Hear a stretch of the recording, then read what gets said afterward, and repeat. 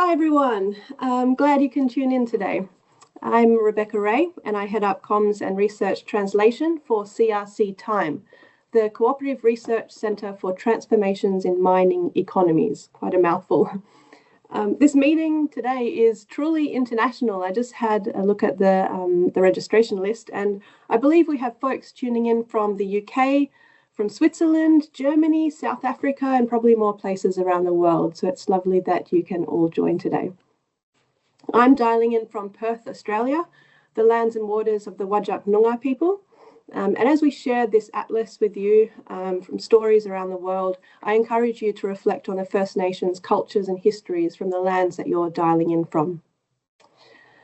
We're going into wildflower season here, which is personally my favourite time to ground myself in the deep history and culture of this land and these waters.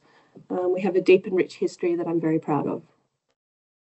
Today I'm delighted to launch the prototype Atlas of Post-Mining Futures, a CRC TiME project supported by Future Terrains and the University of Western Australia. This is just one of a suite of CRC TiME projects focused on helping enable post-mine land use, and one of 3 atlases we're creating. And I'm going to put some useful links in the chat afterwards for you to browse and have a look at, including the atlas, of course, itself. We've kept this webinar a quick half hour to respect your time today. We're not going to go on about it and we don't have death by PowerPoint. This will be recorded, so please keep yourselves on mute. I don't believe you can unmute yourselves, so that's an easy one. Instead, we ask you to add some questions to the chat and we'll try and get to them in the end. So first, I'd like to ask our stellar project team to briefly introduce themselves. And Pete, we'll start with you. Go for it. Okay. Thank you very much, Beck. My name's Peter Whitbread-Abrutat and I'm based in the UK, in southwest England, in Cornwall.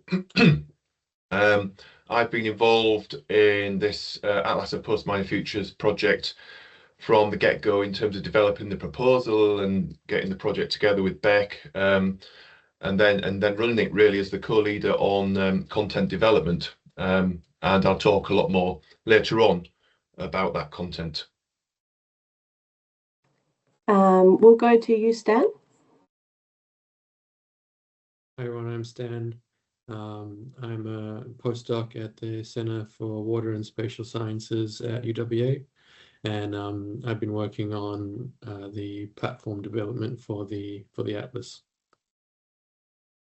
Brilliant. And if I can ask Amberly to introduce herself. Hi everyone, so I'm Amberly. I am currently at the tail end of a PhD researching how communities in the Midwest region of Western Australia have navigated mining transitions, and I've been predominantly supporting Pete with the content on this project. Fabulous. We are a small but mighty team, as we call ourselves, and quite proud of it.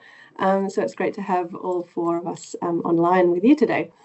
I'm going to pass over to Pete now, so he'll explain a bit about the project, its goals and the International Advisory Group. I've also put the link to the Atlas in the chat if you'd like to browse as Pete is going on, but I think he'll take you through it. Go for it, Pete. Okay, thank you very much, Beck.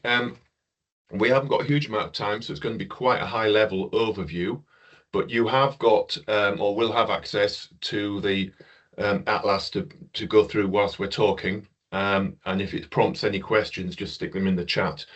But the background to the Atlas really came from a conversation I had with Guy Boggs about 18 months ago in the ACG Mine Closure Conference in Perth, and we talked about developing the content, some of the content from this book, 102 Things to Do with a Hole in the Ground, and giving it a new life on a platform, a website that would make it accessible to everybody and allow us to embellish the content with all kinds of new multimedia. So for those who don't know, 102 Things to Do with the Hole in the Ground arose from a conversation between myself and the Eden Project in Cornwall, which is featured on the cover, which was built in an old China clay quarry 25 years ago. And they published a book, and I used to work there, and in 2009 they published a book called 101 Things to Do with the Hole in the Ground, which was a compilation of weird and wonderful things you could do with old mine sites to generate long-term socioeconomic, cultural and new environmental values from old mine sites. And we took that same philosophy to the new book, which was published in 2024, and that was the production of which was very kindly sponsored by 4 major mining companies: Rio Tinto, Anglo American, BHP and Newmont, but also to reflect the multi-stakeholder nature of this leaving a positive legacy discussion. We included as supporters the third sector, and which includes ICMM, IGF, the Land Trust and Resolve. And of course it was published by the Eden Project, which is a charity. The philosophy of that book is really about showing new and fascinating possibilities for old mine sites, and it's not really a manual of detailed how and technical guidance on how to create an Eden project in a hole somewhere. It's about the actual story itself, the characters involved, what it looks like, how it feels. And the whole point of this is to try and raise awareness, particularly amongst the non-specialists, about what is possible. And one of the ways you do that is by emotionally engaging people in the subject, enticing them with beautiful stories, lovely presentation, and keeping the language non too technical. And that's what we've tried to do. That philosophy is what we've tried to replicate in our prototype Atlas of Post-Mining Futures. Beck and I developed a proposal for a 3 or 4 month project at the beginning of this year to develop this atlas. It was done in partnership with the University of Western Australia's Centre for Water and Spatial Sciences, and CRC TiME funded the development of this prototype. There are currently 12 stories on the atlas, which you can probably see if you've opened it, and they're all reworked stories from the book. I'll tell you more about where we want to go with this atlas in a few minutes. I just wondered if there's anything you wanted to say, anything else you wanted to add to what I've said already, Beck, Stan or Amberley. But don't worry if you haven't. Okay, so Pete, I just remembered that one of our stories had locations in both Spain and Portugal, and at the last moment we actually split those up into 2, so there are 13. I just looked again today. If you see 13, it's not a bonus. It's actually one that that has two sections. Yeah, I was going to mention that it's a bit complicated. So one of the things we did I've been working in this field, mine closure and regeneration and mining environmental and social management for 35 years in different capacities.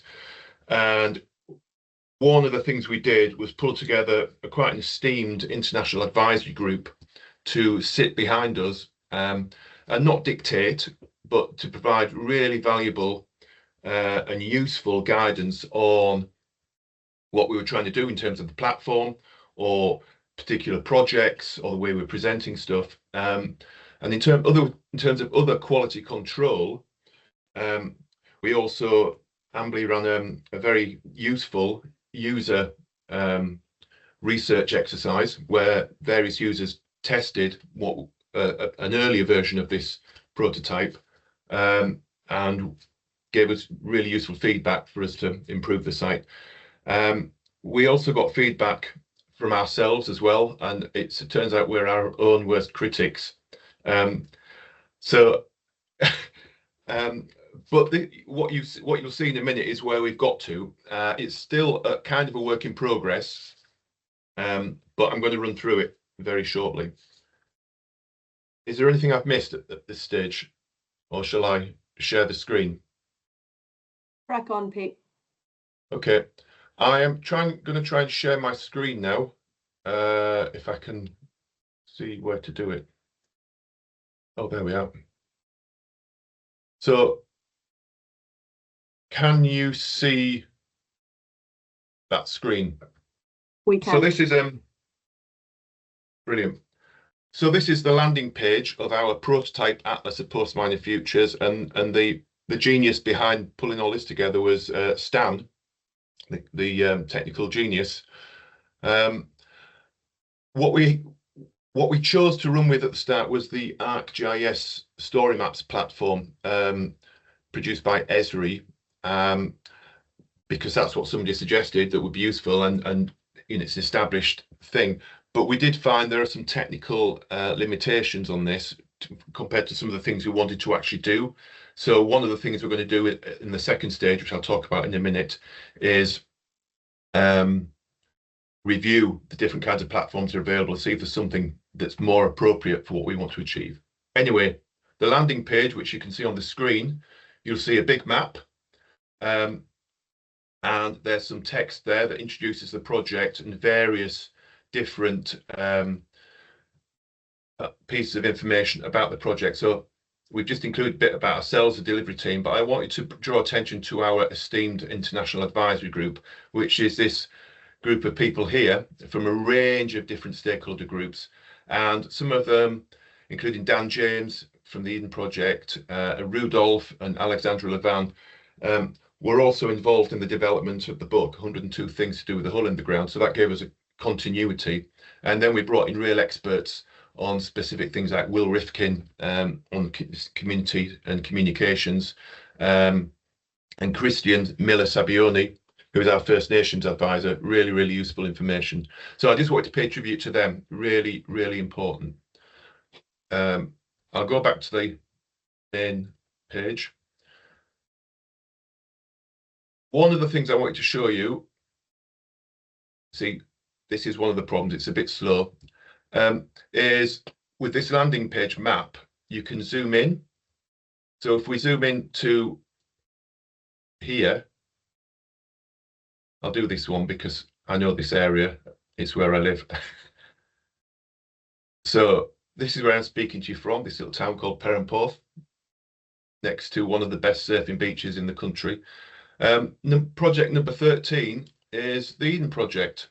And if you click on the Eden Project, lo and behold, the story opens up. The beauty of that zoom in map is instantly it takes you into the context of an individual project, the geographic context. And one of the things we always say is the successful post-mining projects are always built upon their contextual properties in all kinds of ways. And the Eden Project is a case in point. And then, so we start with a beautiful picture, and on this kind of platform, you can add audio, you can add video, and interactive bits and pieces. So this is a nice little thing we've just started adding in the last few weeks. It's a zoom in that tells right to the place where you are, well, the subject of the story. And again, it gives you the context of the place. So that's the Eden Project there that I was involved in building. And if we zoom out a little bit, you can see here we have the context. Zoom out a bit more. You can see it's rural. Here's the Eden Project here, rural, next to a very important and large-scale China clay mining industry, but also next to some incredible beaches, major tourism destination. So that's the kind of thing we can do, and then add lots more stories that you can add than you can normally add in a book. The way we produce the text and the way we write it has to change. You can't write it like it's a book. It has to have a different kind of flow because you're breaking that text up with other content as well. And the trick is trying to get the two aspects to marry. And that's been a bit of a learning curve for me, if not anybody else. And then I just wanted to show you something else we can do, which is quite powerful. Britannia Mine Museum, which many of you have probably heard of near Vancouver, you can do zoom out videos like this. So we've got a few of those going on, if they're under 50 megabytes. But you can also quite powerfully add audio. And there's a short recording here of a lady called Joan Ayler, who was around when the mill building finally switched its lights off. And it's quite a powerful, I'm not going to play the whole thing, but you can hear I'm not sure that transfers over to us, unfortunately, Pete. Oh, But it's a okay. good opportunity for everyone to check it out themselves. It's beautiful to hear it from her own voice. Yeah. Yeah. So we tell the story of Britannia Mine as well. What we can't do with all these stories, so each story has its own key message threaded through, and that might be something to do with community participation, or it might be to do with leadership or creativity, or whatever it is. What we can't do is try and fold everything in to every story, because then each story is a website in its own right, and it's too complicated. So we've had to leave things out, unfortunately, but hopefully those stories and their key messages become apparent as you explore through them. And then the stories themselves are indicated on the left here as thumbnails, and you can click in through that route as well. We've tried to keep a geographic spread, bearing in mind we've only got 12 stories, one of which has been divided in half. One of the things we're trying to work out at the moment is how to include under the heading of one story a project that might be across 2 or 3 sites in different countries even. So that's a technical thing we've got to work out in the background for the future. So that's where we are with the Atlas. The purpose of it is like the book. It's there to influence mining transition and closure practice. It's there to promote responsible mining, and it's there also to challenge the mining sector to do better. And that's a direct quote from a major mining company when we were producing the book.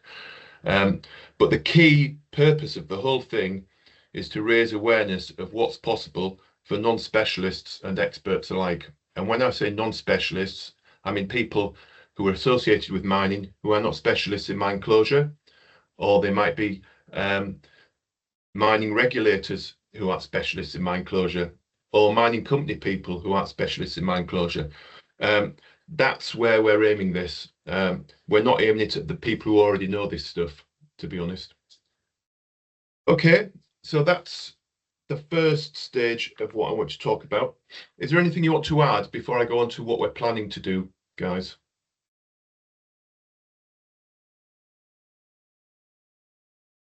I guess one of our goals is to empower communities to know the right questions to ask as well. So if they can see other stories, they see how it's happened, before and in other places. Perhaps there's something similar in their areas, or they can take away some of those learnings, and they can engage meaningfully in the stakeholder engagement part of closure. That's meaningful to us, I think. Yeah. Thanks, Beck. That's really important, and I omitted it. So what you see at the moment is a prototype, as we've already said, and this was the culmination of about four and a bit months work. We know this isn't finished, and there are more than 12 examples out there. And what we want to do is increase this portfolio to between 40 and 50 stories in total over the next year to 18 months. And Beck and I are going to be producing a proposal with CRC TiME and other partners, hopefully, to try and raise the funding for us to do this to this platform, to this prototype. There's a couple of things we want to add to this that we haven't been able to add to the prototype. One of which is enabling some kind of search function that's actually useful. So we've talked at length with the advisory group and amongst ourselves about how you can categorize these different projects and how you can bring out the kind of things that a user might be interested in. And it quite quickly starts falling apart if you use conventional means. And we tried to do it with the book, and it doesn't really work. So what we'd love to do, using our technical genius Stan there, is hopefully look into developing some kind of bespoke AI functional tool that helps bespoke searches for the content, using the content of the Atlas as a starting point to bring out precisely what a non-specialist user is looking for. So that's could be quite an exciting development if we can make that work. And the other stuff we're going to do is a bit more tedious, but we're going to start off by reviewing our own internal processes to try and make those more streamlined, but also the different platforms that are available and see if there's one that's more functional, more intuitive, and easier to use. And that's about it, really. What I would say is Beck and I are going to be producing this proposal over the next few weeks, and we'll be looking for partners to join us to help fund this project going forward. So if you have time to consider this after this webinar, then please get in touch with one of us, and we'll have a conversation about how that might happen. Can we may have missed a crucial point that I think we probably take for granted knowing it. We have 13 stories online at the moment in the prototype, so this is stage 1. The idea of stage 2, maybe you mentioned it, Pete, I was looking at the chat, we're planning on going to 50 or so down the track. So the idea is to expand and include more stories. And there's a really good question, Pete, on the chat, asking what the main criteria were that you looked at to choose each project in this atlas. Maybe you want to talk about how you chose the first round of stories? Yeah, so the actual criteria for choosing stories were developed for the book, to be honest. And we just transferred the stories from the book to the atlas.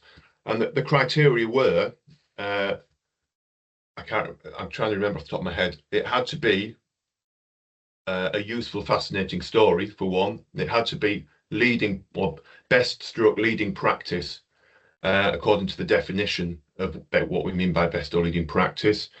It's got to have a strong lesson that other people can use, and show innovation and creativity.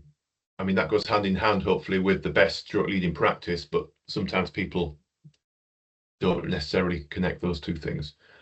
So that's how we chose most of the stories for the book, and we probably adapt those slightly for when we reach out for new stories for the atlas.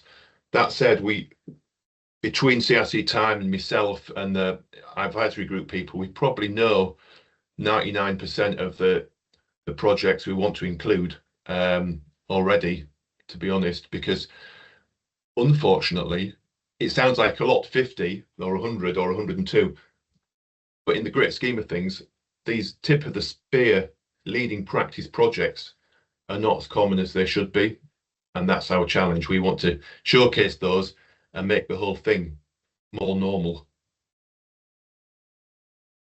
Thanks, Pete. There's a couple more questions. I'm going to answer one of them pretty fast. Darren, you're asking, how do you generate web traffic? Good question. Digital stuff. We've soft launched it until now, so I haven't been that worried about getting the numbers or anything. From this point onwards, we will lean on our international advisory group members to push it out through their channels. So I'm really hoping that we could land it in some of the internal newsletters in their organizations internationally. That would be really good. Of course, we're going to share it through our CRC TiME subscribers and colleagues. But other ways could be, I'd like to get in touch with some education resources. So some universities and so forth that have that teach, maybe include mine closure and transitions in their courses, maybe engineering, maybe social science, and ask them to include this as a resource. I'm not sure if we'll do it yet as a prototype. It's just not quite, we might shift platforms. So this is kind of just the start, but definitely stage 2 and the full thing, we'd love to include that so the next generations can use that and empower themselves as well, to help with closure challenges. And social media, I'm going to play with it, maybe some videos, some how-to videos and things on YouTube. So that's a great question. The final question so far. Yep, go for it. Sorry, we would also use more conventional means of going through industry media and that kind of thing, and conference presentations and all that usual stuff that we all do anyway. But it does generate interest. Yeah, good point. And conversations, of course. We've just been softly at this point because of the smallness of it. So it was a real test case. Yes, another question. I'm just going to read it out. It's just disappeared. The book is an incredible resource. As someone who works in the policy and planning advisory space, it would be great to see each story include a few additional aspects, such as the stories of the planning and regulatory pathways required to make the new use legal, or the process to secure new user and developer and so forth, and investment. Have we considered these types of aspects? Yeah, we have. When we start talking about the how, which is kind of what I said earlier, we could also talk about literally the technical aspects of how you create a landform, or how you make pigments from acid mine drainage, and all we could really go into the detail on this kind of thing. But that's not our audience, I'm afraid. And that kind of guidance, to a degree, is already out there. We're not trying to replicate what other people are doing through ICMM or CRC TiME or the Australian Good Practice series or whatever it is. We're trying to do something that hasn't really been done that successfully before, which is trying to engage non-specialists associated with mining, and Beck talked about local communities, to get involved and understand these issues and understand what's possible, so that they can be armed with the knowledge to ask the right questions. But that also applies to people in government who are non-specialists, and it applies to mining companies and consultancies and banks by non-specialists. It's quite a broad arena. If we start including too much technical detail, then it becomes increasingly limited. That said, for example, one of our stories on the existing atlas talks about geomorphic design and reclamation, which does go into quite a lot of technical detail about the design and computer-aided design and stuff. So there might be there will be one or two specific projects where we talk about innovation and creativity, possibly in the policy space, possibly in the regulatory space. And if you have any world-class examples, please send them over. Brilliant. There is one more quite long question for you, Pete, but I'm going to take it offline for you. I'll send it to you because it's directed at you. So I realize we're at time, and we've managed to make it just half an hour. I hope you enjoy having a potential half hour back than a usual meeting. Thank you so much for joining. We will send you an email with the link again. I'll try and fix the person who can't access. And thank you, and hoping for your support for stage 2. Have a lovely one, everyone. Take it easy. Bye. Thanks very much, everyone.